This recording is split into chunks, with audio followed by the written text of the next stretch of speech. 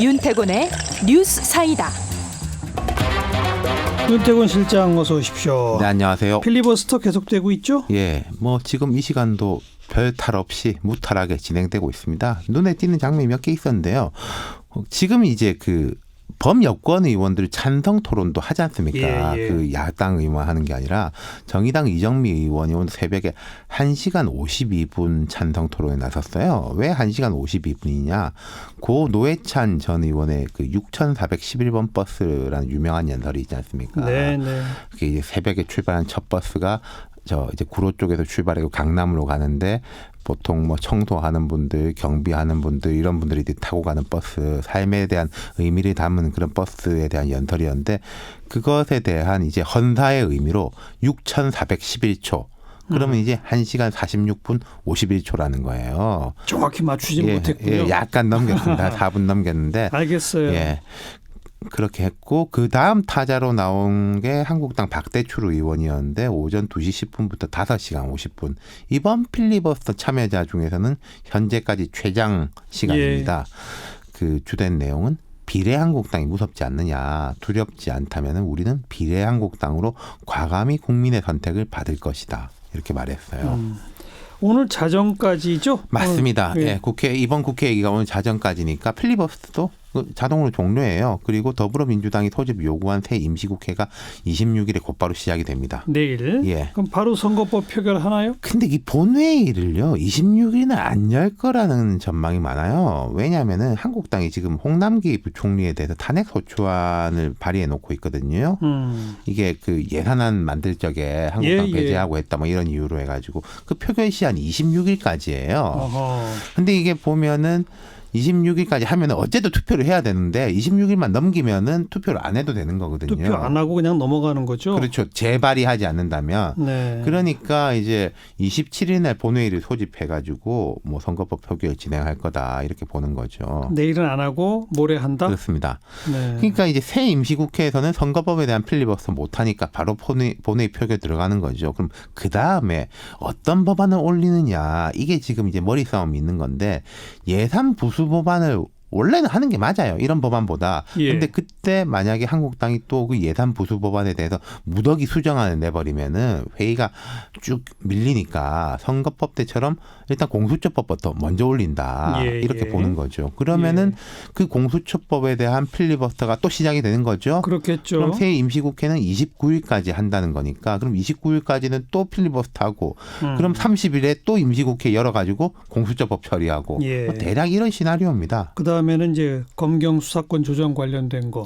이거는 또 법이 검찰청법 따로 이렇게 법 두 개를 바꿔야 되니까 또 임시국회 두 번 더. 근데 그것에 대해서는요 막판에 이렇게까지 필리버스를 안 할 수도 있다 이런 전망도 있어요. 그건 정말 봐야죠.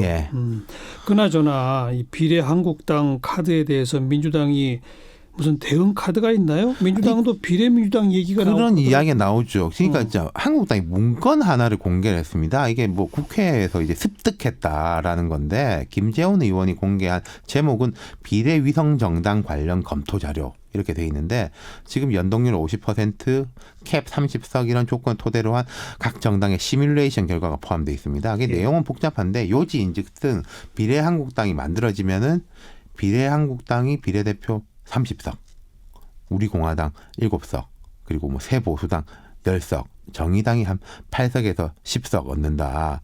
민주당하고 한국당에는 한 석도 안 돌아간다. 뭐 이런 식의 시나리오가 있는 거예요. 한국당 이 문건 표지에 제176차 의원총회 2019년 12월 18일 15시 제2회의장 예결위 회의장이라고 적혀 있다. 이게 이때 민주당이 회의한 시간이거든요.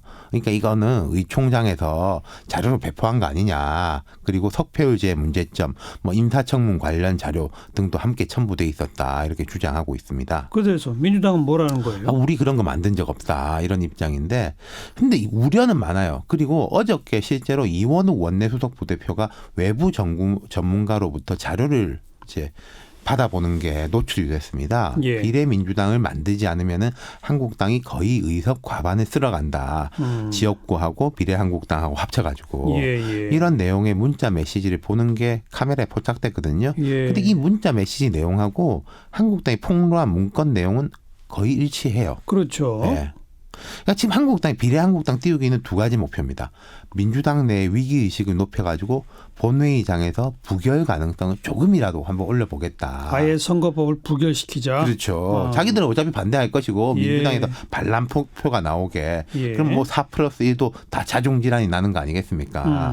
두 번째는 진짜로 비례한국당을 만드는 거죠. 네. 근데 어떤 경우가 되거든요. 지금 정치판이 법안의 내용이건 절차건 너무 복잡합니다. 이게 무슨 국민연금 개혁 이런 거라서 숫자 때문에 복잡한 게 아니라 여럿의 이해관계를 끼워 맞추고 상대 의도가 이러니까 뭐 회의를 이틀 하고 3일 하고 하루 다시 잡고 이런 식의 꼼수의 꼼수가 반복되기 때문에 복잡해지는 그렇죠. 거잖아요. 예. 참 정치에 대한 불신이 심화될 수밖에 없고 불신 심화보다 무관심한 것 같아요. 이제는 지금 연말에는. 근데 참 꼼수들 두는 데는 왜들 그렇게 머리가 좋아요. 그러니까 참 깜짝 별 희한한 소를 다 발견해내요. 보통 때 이제 의원들이 이렇게 똑똑했었나라는 싶기도 합니다. 네. 탄탄대로를 뚜벅뚜벅 정도로 가는 정치 본지가 언제인지 기억이 안 날 정도로. 그러게 말입니다. 네. 수고하셨어요. 감사합니다. 윤태곤 실장이었어요.